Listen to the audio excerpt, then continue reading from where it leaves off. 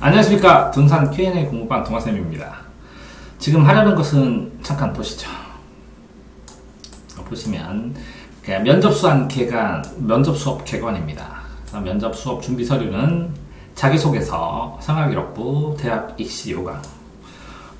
대학 입시 요강 같은 경우는 동아쌤이 뽑아주는 경우도 있고요.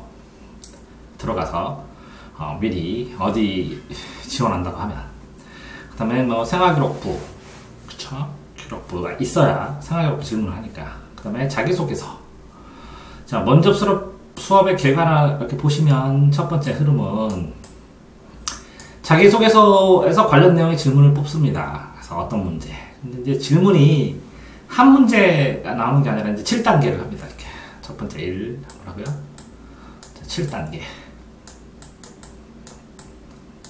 천천히 소개해 드리겠습니다. 두 번째는 2차, 3차 질문, 그 다음에 면접 바탕 자료 준비를 해야 되는데, 이 학과에 맞는 자료.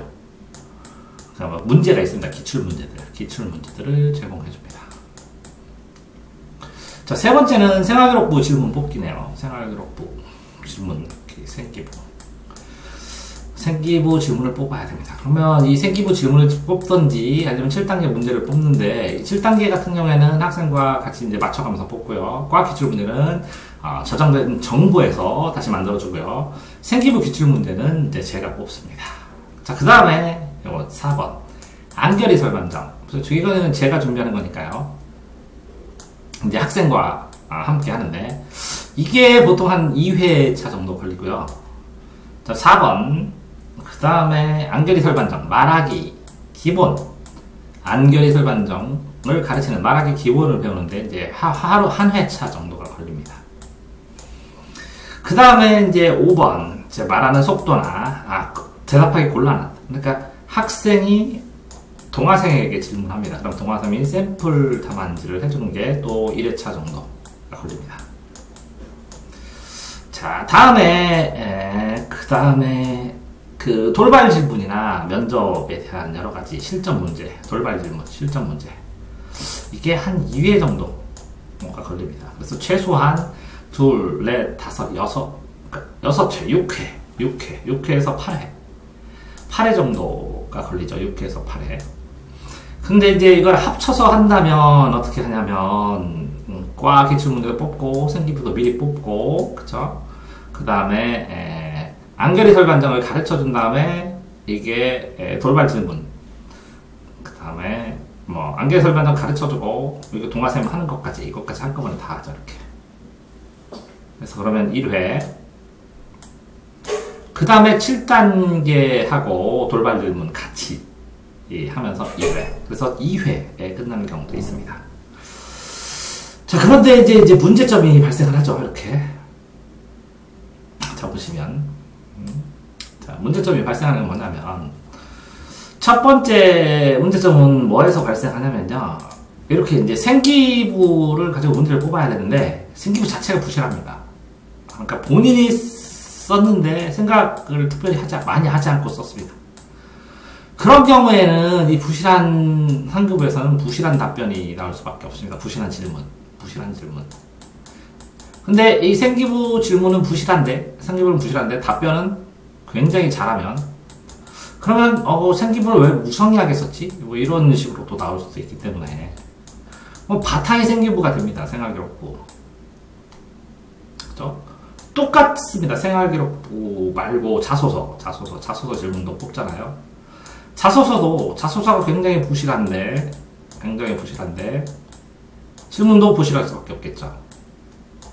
그런데 이 자소서가 부실한데 답변을 굉장히 잘하게 되면 또 왜 이렇게 자소서를 성의 없이 썼냐고 이렇게 생각할 수 있습니다.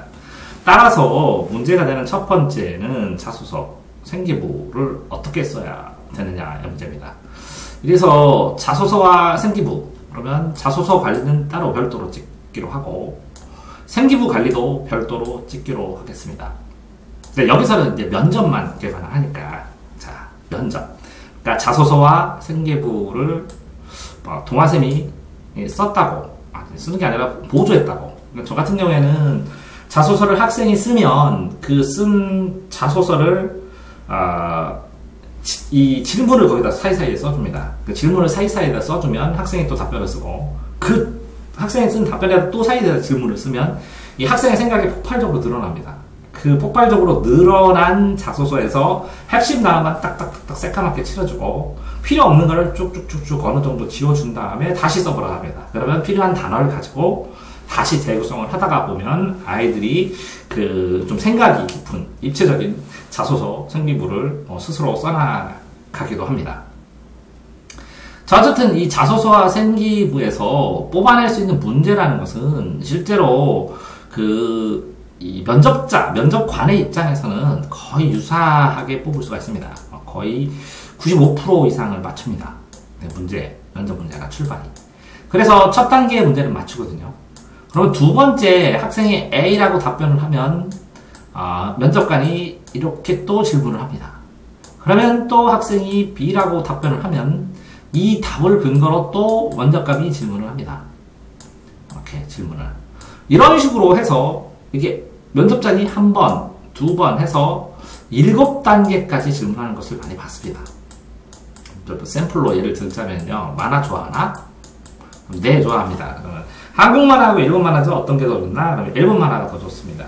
한국 만화가 더 좋습니다. 그러면 일본 만화의 코믹 계열이 수입이 되면서 한국 만화에 어떤 영향이 미친 것 같나? 그러면 또 답변을 합니다. 그래서 코믹 중에 이런 거는 우리나라 이런 작품과 비슷합니다. 그러면 그 만화 산업에서 일본 만화가 미치는 영향, 우리나라에 주는 영향이 뭔 것 같나? 이렇게 막 점점 학생이 답변할 수 없는 수준까지 끌어가 봅니다. 쫙 물귀신처럼. 그러면 학생의 실력이 여지없이 드러나죠. 따라서 이 첫 번째에 질문하는 이 문제가 뭐냐에 따라서 이 시나리오도 작성할 필요가 있습니다. 이렇게 7단계로 해서 7, 5, 35문제를 제가 맞춘 적이 있는데요. 거의 똑같이. 딱 하나만 틀렸습니다. WTO 물어보셔가지고, 옛날 거. 근데 어쨌든 이렇게 꼬리에 꼬리를 무는 면접을 연습을 해야 되는 거고요. 그 다음에 이 과학 기출 문제나 이게 정형화된 기본 문제가 있습니다. 그래서 나에 대한 것이나 혹은 뭐 다음번에 이 정형화된 기출 문제 답변법이나 이런 것도 찍을 수 있으면 올려드릴 건데요. 나에 대한 거나 아니면 가족에 대한 거나 그 다음에 학과에 대한 거나 가족은 뭐 안 나오고 좀 들더라지만 나에 대한 것이나 친구, 가족 말고 친구 그 다음에 학과에 대한 것이나 학과 그 다음에 뭐 여러 가지가 있겠죠. 과거, 이게 과거고 이게 뭐 현재라면 미래, 앞으로의 전망, 미래사회의 전망이나 이런 거 아니면 일반적으로 뭐 이렇겠죠. 뭐 고등학교 문제인데 예술과 과학의 관계에 대해서 어떻게 생각하나 이렇게 기출 문제입니다. 포항 고등학교 뭐 이렇게 굉장히 넓게 질문할 때도 있죠. 자, 이렇게 답변을 해야 되는데 이 답변 과정이 답변하는 방식 이렇게 안건을 받아서 자네의 축구에 대해서 어떻게 생각하냐? 좋습니다. 이렇게 하는 게 아니라 저는 축구에 대해서 좋게 생각합니다. 이렇게 안건을 받아야죠. 안건을 받고 결론 좋게 생각합니다. 결론 그 다음에 이유 왜냐하면 축구가 활기찬 운동이기 때문입니다. 설명 활기찬 운동이 많겠지만 지금 고등학생 입장에서 실질적으로 몸을 가장 많이 움직일 수 있는 건 축구라고 생각합니다. 한결이 설명 반론 이거 축구 말고 다른 것도 하면 되잖아 라고 말씀하시겠지만 그 넓은 운동장에서 가장 활기차게 할 수 있었던 운동은 축구라고 생각합니다. 정리. 그래서 넓은 학교에서 넓은 운동장을 전체를 사용하면서 가장 활기차게 할 수 있는 여러 명이 할 수 있는 운동은 축구이기 때문에 축구를 선호합니다. 이렇게 안결이 설반정의 전체 상황을 이용할 줄 알아야 되고요. 또 이 안결이 설반정도 안건 결론 이유 간단하게는 안건 결론입니다. 뭐에 대해서는 이렇게 생각합니다. 근데 이유까지는 기본적으로 해야죠. 왜냐하면 이것 때문입니다. 근데 조금 기다려주시면 설명도 해야죠. 근데 설명을 하다 보면 자기 논리를 방어할 수 있는 반론을 꺾어줘야 돼요. 이게 하이라이트죠. 그 다음에 너무 길은 것 같으면 마무리 정리까지 해줘야죠. 그러니까 말하기. 1번 말하기, 아니면 기본 말하기, 아니면 그쵸? 좀 상세한 말하기, 아니면 정식 말하기. 이렇게 말하기의 순서를 자유롭게 활용할 수 있도록 기본 연습은 해줘야 됩니다. 근데 이거를 표처럼 만들어가지고, 그죠? 문제를 쓰고, 안결이 설반정 해가지고 한 장씩 테마마다 정리하는 것도 필요합니다. 자, 이렇게 했는데도 불구하고 학생들이 동아쌤에게 이런 건 어떻게 될까요? 물어볼 때가 있습니다. 그러면 학생의 빙의 돼가지고 학생의 날, 학생의 생활기록부나 사소서에 빙의 돼서 나라면 이렇게 답변하겠다 하고 샘플을 보여줘야 이해하는 경우도 많습니다. 샘플. 그쵸?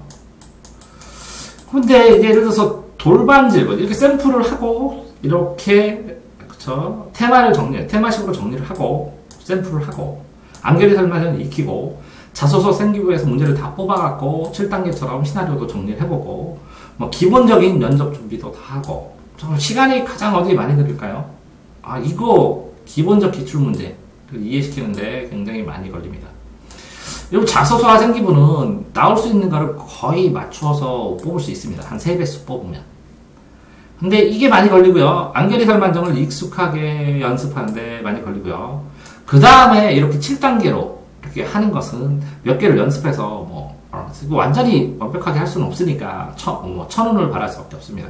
동아쌤 노하우를 총동원해서 시나리오를 뽑아주기도 하거든요. 근데 이제 돌발 질문도 이게 대응할 수 있는 거를 연습을 안 해놓으면 굉장히 힘들합니다. 예를 들어서 한번 답변해보세요. 인생을 살면서 가장 행복할 때 언제세요? 이렇게 하면 면접관의 가장에 속습니다. 그러니까 사람들이 면접을 많이 안 해본 사람은 본인이 진짜 가장 행복했던, 아니면 가장 슬플 때를 찾고 있습니다. 머릿속으로 생각하고. 좀 순진한 거죠. 일부러 찾는 척도 할 수도 있겠지만, 답변하기 쉬운 거, 답변하기 편한 거를 하는 겁니다. 면접의 기본은. 왜 그러냐면, 손가락으로 달을 가르치는데 손가락을 보질 않거든요. 면접관이. 달을 보지. 그러니까 이 말하는 거를 가지고 나를 표현할 수 있는 어떤 것, 나를 대변할 수 있는 어떤 거라면 어떤 것이든 상관없습니다. 예를 들어서 제가 그렇게 얘기하거든요. 어떤 선배랑 같이 낮에 어떤 골목에서 간단하게 소주를 마시고 간단하게 한 병씩 했는데 그 다음에 화장실 가서 둘이 이제 우연히 만났어요. 화장실에서 같이 나왔어요.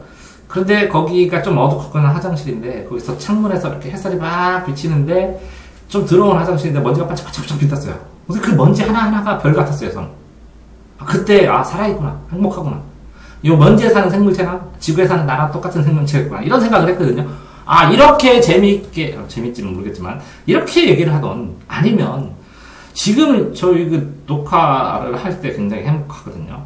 열심히 내가 공부하고 살아오고 생각하는 것들을 녹화하고 사람들한테 나눠줄 수 있고 누군가가 보고 도움이 될 수 있는, 자, 이런 본인이 답변하기 좋은 행복한 거를 얘기를 해야지, 생각을 계속 가장 슬픈 거, 가장 행복한 거, 가장 하고 싶은 거, 이렇게 찾아서는 힘들잖아요. 이게 돌발 질문의 여러 가지 팁 중에 하나입니다. 자, 다시 정리하죠. 자, 면접을 왔을 때, 면접 수업을 의뢰를 하시거나 면접을 왔을 때, 이 면접까지 들어갔다는 것은 1차 서류에서 됐다는 겁니다. 1차 서류에서. 자, 1차 서류에서 됐다는 것인데, 1차 자소서를 쓸 때 보통 상향해서 씁니다, 자소서.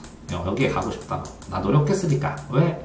자소서를 쓸 때 이만큼 발전했으니까 저는 당신들의 이 대학에 들어갈 수 있지 않아요? 하고 묻는 거가 맞으니까. 그래서 1차 서류는 3배수로 뽑기 때문에 이런 학생들도 많이 들어갑니다. 3배수로 보통 뽑기 때문에 면접에.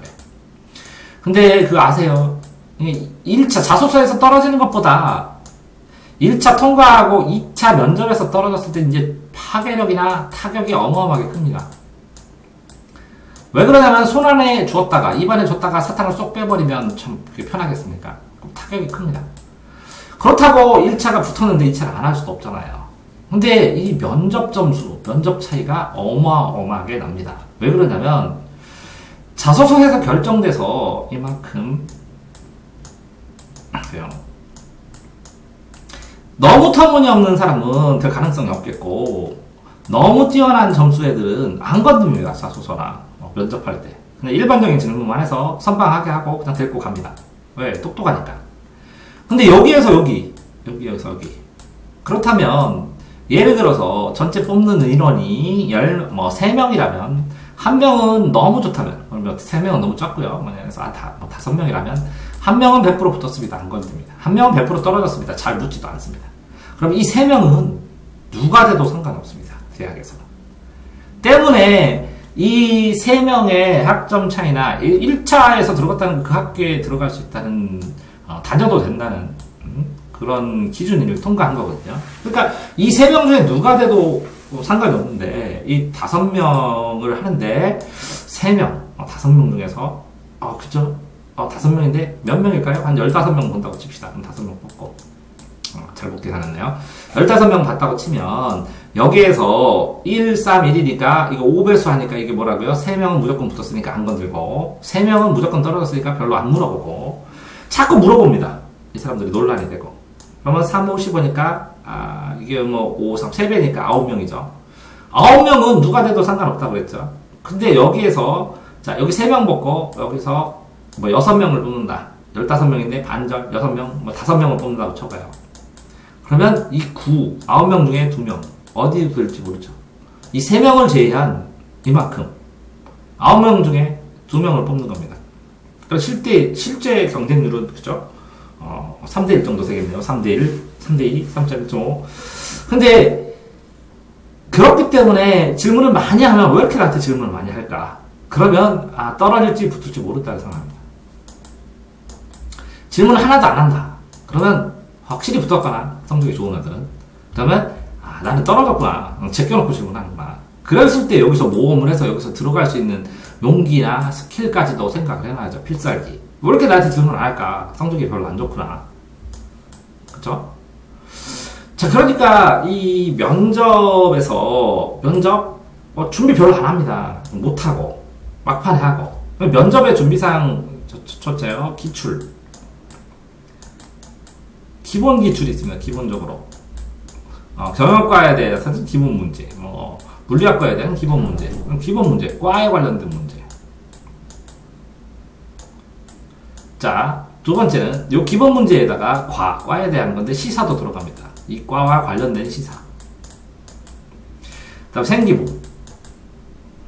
생기부에서 궁금하거나 물어보고 확인해야 될 것. 자소서. 자기소개서에서 궁금하거나 물어보거나 확인될 것. 그 다음에 임기응변. 이렇게. 감독관의 능력에 따라 임기 질문. 자, 그런데 자, 보시면 이게 자소서, 생기부에 같은 질문은 쉽게 뽑는다 그랬죠. 그러니까 특별히 준비할 필요는 없어요. 왜? 생각이 없고 자기가 생활했으니까. 자소서에 관한 질문도 그거와의 질문에 맞는 걸 하니까 별 상관없어요. 이것도 준비하면 됩니다. 근데 이거는 기출문제 일반적인 거는 그냥 평범하게 준비할 수 있지만 이 시사와 관련되든지 기출문제를 확장하게 되면 양이 어마어마하게 늘어납니다. 이런 것들이 나중에 이게 본인에 대한 인생관, 사고관, 그런 학생 자체를 알려드는 학생의 상황을 파악할 수 있는 문제. 이런 문제, 임기응변과도 관련이 굉장히 많이 됩니다. 배경지식과 관련돼서. 왜? 이거는 준비하면 되니까. 이게 생기부와 자소서가 부실했을 때는 정말 문제가 될 수도 있겠지만, 어쨌든 이렇게 기출문제와 시사를 준비할 때는 시간이 많이 걸립니다. 예를 들어서 A라는 A그룹은 면접을 처음 한 학생. 그런 경우에 저는 생활기록부와 자소서를 보고 학생과 대화를 해보고 거의 한 30%만 받았습니다. 저한테 수업해달라고 의뢰한 학생이에요. 그래서 다 붙였습니다. 자, B인데 면접을 1차로 보고 두 번째 문제 보는 학생은 거의 다 90% 이상 받아서 다 붙였습니다. 100%. 그래서 제가 20년 동안 면접은 한 명인가 2명 떨어뜨리고 다 붙였거든요. 그러니까 평균 1년에 한 7명, 7명 정도 했으니까 많지 않네요. 140명 정도 했네요.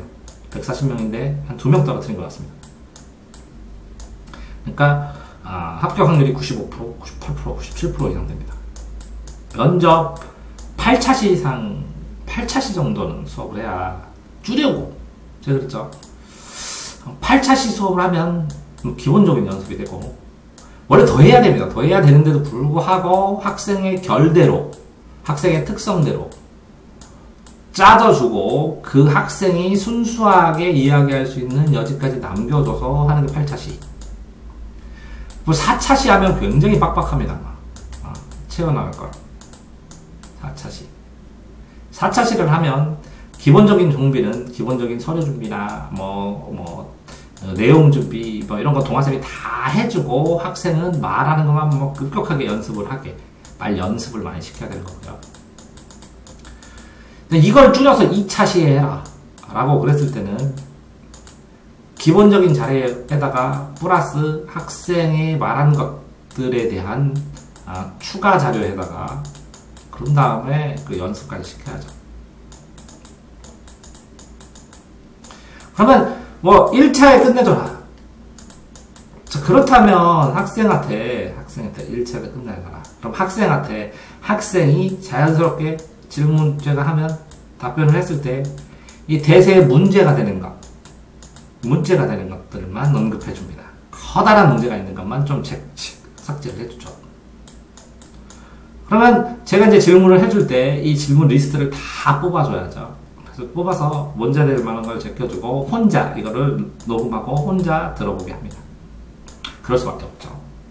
그러니까 현실적으로 2차까지 하면 어마어마하게 힘들고 아무리 쉬워도 4차 정도의 면접 수업이 필요하고 실제로 그러면 충분하게 면접 연습을 해라. 그러면 한 달에 4차씩 한 3개월 정도 하면 12회차 정도 하면 어느 정도 학생 수준에서는 충분하게 연습했다고 할 수가 있습니다. 자, 이걸 제가 왜 찍냐면요. 면접 수업을 들어와서 이 면접 수업을 어떻게 하는지 매년 설명을 하면서 학생들이 이 다음 수업을 할 때 뭘 해야 될지, 뭘 준비해야 될지를 모르는 상황이 많고요. 또 이제 이거를 다 설명하면 뭘 할지 모릅니다. 뭘 할지 이제 알게 됩니다. 설명하면. 근데 뭐라고요? 면접 수업을 언제 해야 될까요? 면접. 그럽니다. 입시 전에 그냥 수능 보고 좀 기다렸다가 하면 되지. 그쵸? 맞습니다. 그렇게 해도 되는데, 면접하고 논술, 그쵸? 그럼 자소서. 언제 써야 되나? 이 관계에 대해서 이제 설명드리고 마무리를 치면, 자소서 고1 때 한번 쓰고요. 고1 때. 어떻게 살겠다, 고3 동안. 그 다음에 고2 겨울방학 때 써서 어느 정도 써놓고 고3 때 그쵸? 시간 날 때 3월 모의고사 끝나고 써놓는 게 좋습니다. 그래서 내기 전에 4차 교정에서 이제 완성을 시키는 거죠. 이렇게 고1 때, 고2 때, 고3 때 이렇게 쓰면서 고등학교 생활을 어떻게 살아야 되는지 컨설팅을 받는 게 맞겠죠. 그래서 자소서를 쓰려면 생기부를 가져와야 되니까 겸해서 생기부 컨설팅을 같이 받아야 의미가 있는 거겠죠. 그래서 필요한